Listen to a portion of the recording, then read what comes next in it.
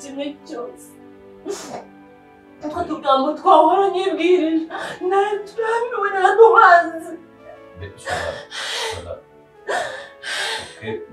ndaca bugufi ndemera guca bugufi ndemera gutuza ariko ndagusabye nawe ushyira icyuma hasi ntacyo ndi washyira imboga icyo mbari uburenganzira bwanjye nkabaho nk'abandi bantu wagize n'imfungo yawe nta namwe nemerewe kujya nta kintu kimwe ngomba gukora hejuru yawe urikunda ibyo bintu ndabirambiwe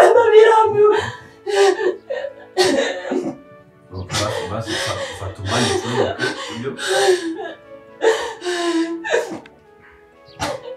ndambiwe kuba ndanga muri byawe mbona ikintu kimwe mbona ibintu bimwe ndambiwe wowe ndakurambiwe ndambiwe n'isawe za buri munsi utekereza ko ntari umuntu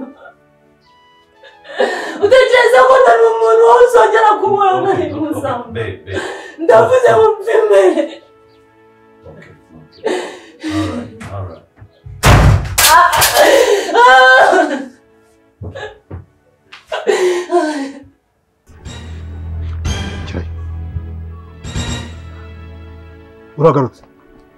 Uragarutse? We, aragukubita tukintu. Kandi kano gakobwa ntabwo kumva. Tana kuya ngo tahujya mu rugo. We. Tugenda ararwana kandi tukintu. We tugenda tamukubita.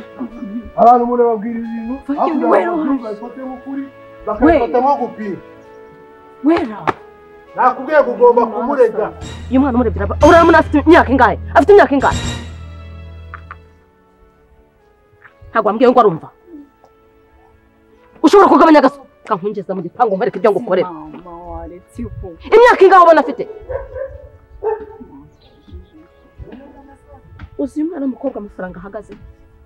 Uzi kugira ngo angana cya? Uzi amashuri yize ukuntu ahenze. Uzi pampa yambaye uruhinja.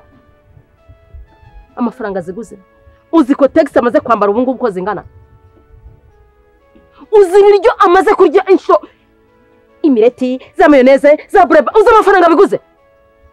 None ngegera nkawe uraje uje kunyidagadurira ku mwana wambaye kamambiri. Nigeze nkubanira nawe nakubereye umugabo mubi ku buryo umfatiraho icyo wembaza ntabwo ari wembaza dore ibyo bintu byawe nibyo bituma sora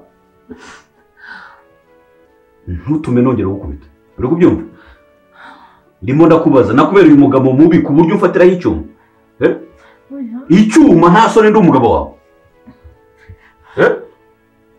icyuma reba iki kintu urufatiyeho